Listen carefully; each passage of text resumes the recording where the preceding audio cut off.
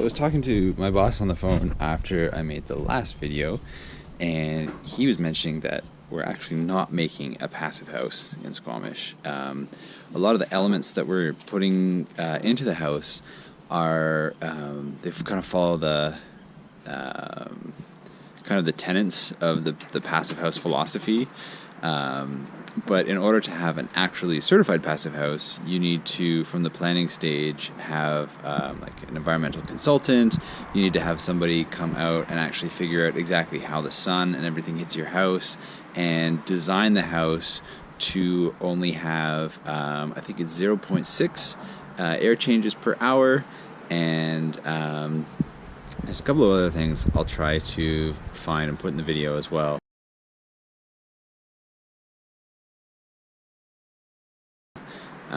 But suffice to say, this will not be a certified passive house, but it will incorporate a lot of cool new building technology that is incorporated in most passive houses. So, small disclaimer.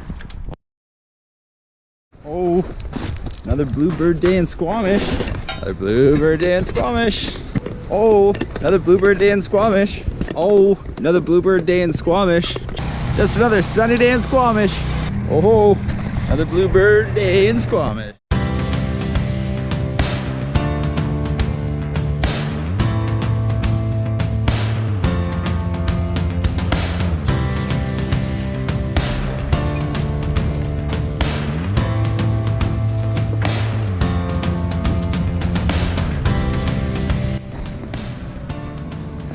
So we're getting the first course of our concrete forms on, but we have a really tight excavation here. So it's gonna be really hard for us afterwards to get in, there's like a peel and stick water membrane that's going on, and our drain proofing, the drainage tile. So I'm gonna do it now while the course is low enough, and then we'll build the forms up afterwards, and then we'll get everything in, so it'll be a lot easier.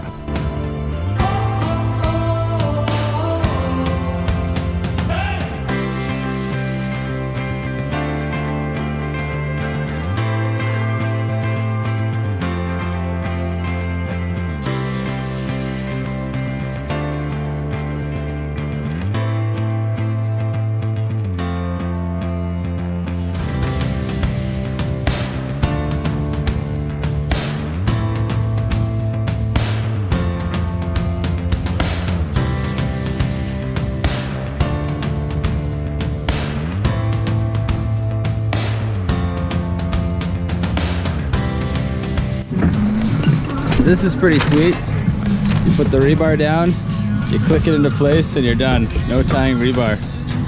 How awesome is that?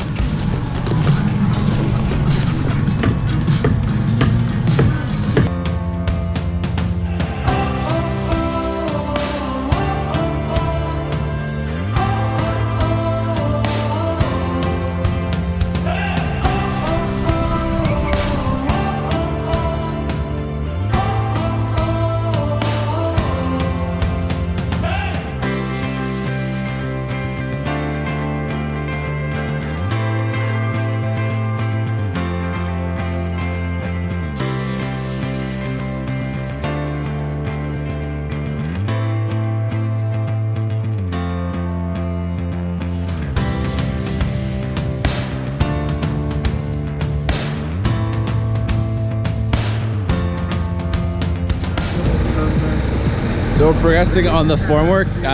Today we've got up to our second to last, or our third to last course, and we've moved all the scaffolding up to where it needs to be, which is kind of weird and funky. So right now we're gonna do one more row of blocking, and then we're gonna have to do a special row of like taper blocks, and then we're gonna use all these braces to make it nice and level and plumb, and then eventually we're gonna come in and they specify for these things called marriage lines, where you actually intentionally create a seam all the way up. So we have to spray foam this with low expansion spray foam, and we just strap it, and then we're gonna do a bead of spray foam all on the bottom to make sure no concrete comes out. So there's a marriage line here, marriage line there, there's another one over there. Yeah.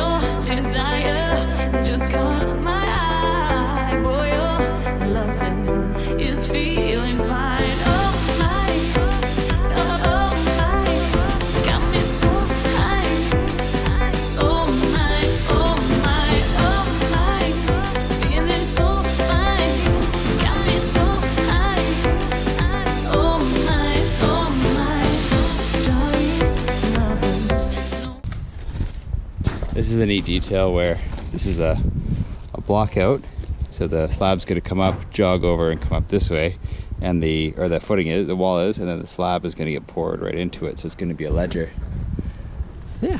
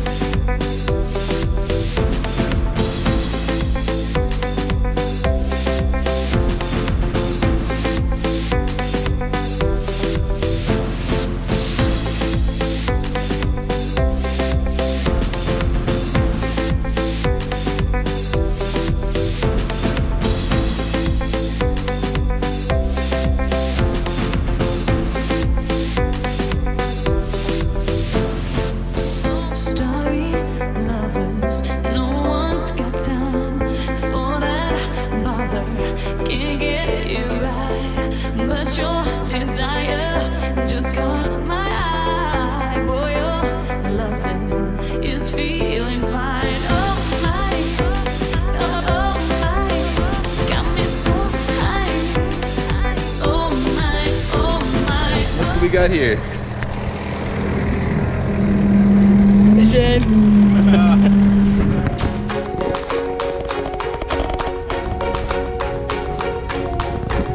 Thus far, we have formed up all of the walls you see here, with the exception of this one, which is going to go like right in here somewhere.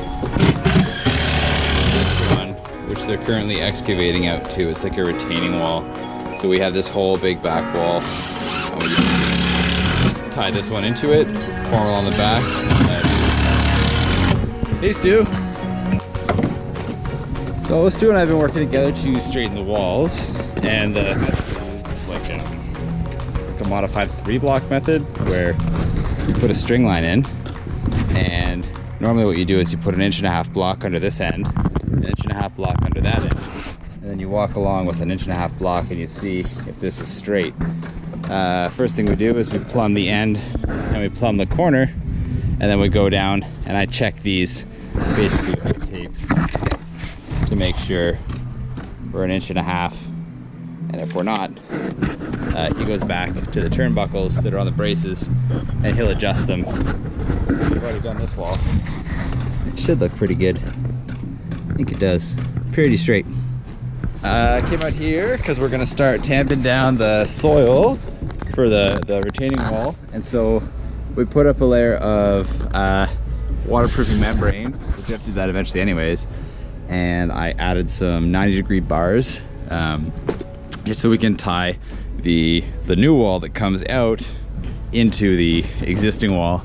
So these bars go in, wonk, and they turn around the corner, and then I put in some spray foam. We're going to be pouring this later. But yeah, just gonna tidy up the rest of this poly on the hill to keep it dry, and then we're gonna start forming this wall.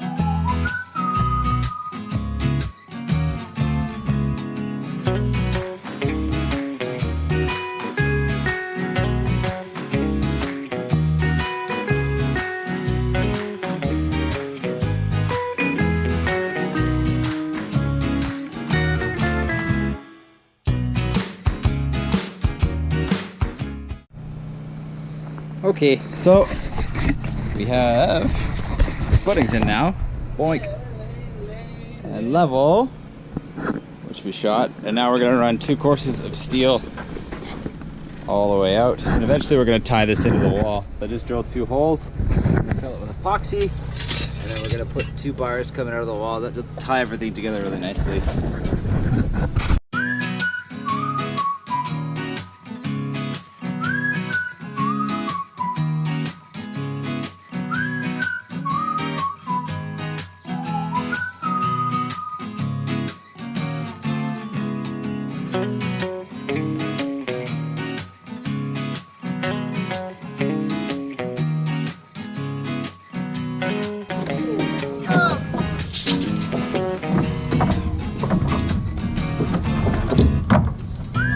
what we're doing today is we're going to go around the top of the form and install a ledger, which is basically just like a piece of wood. It's going to go across the top of the formwork, and we're going to be able to attach our floor system to it. So it's a bit of a new system for us. We take these hangers and we'll cut like a curve in the wall, and they get put in, and you put a piece of rebar through at the back, and they go on there, and that's what we screw to. Once those are on, you put your ledger down in here, and it actually goes around the other way, and that'll go on top of it, and you screw that in. It's kind of like that.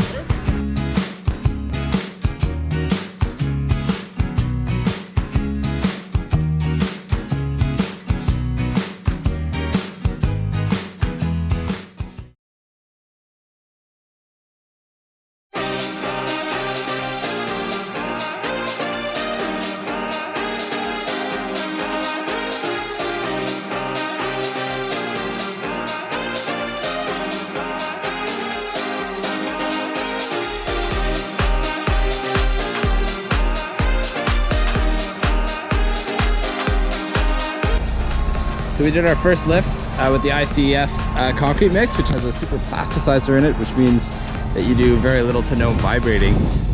So we filled it about 3 feet to the second tie there, second plate, and then we ran out of concrete from the truck. And so the next truck just arrived, and we're ready to fill up all these walls down here. The pour rate is about 3 feet per hour, I think. Or 3 feet per pass, but I think we're going a little bit more just to save on time. So we'll see how that goes.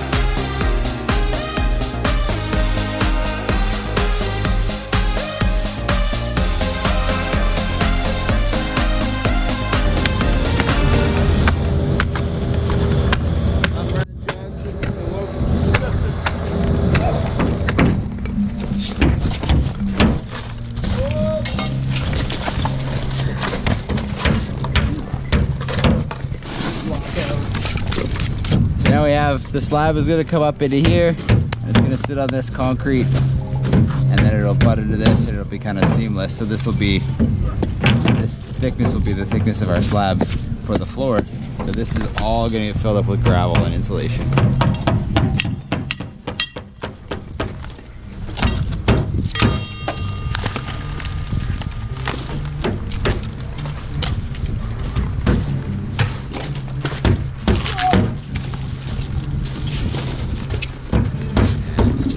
Boys are busy at work stripping all the forms. Look at how clean this site looks now. Hello, Stu!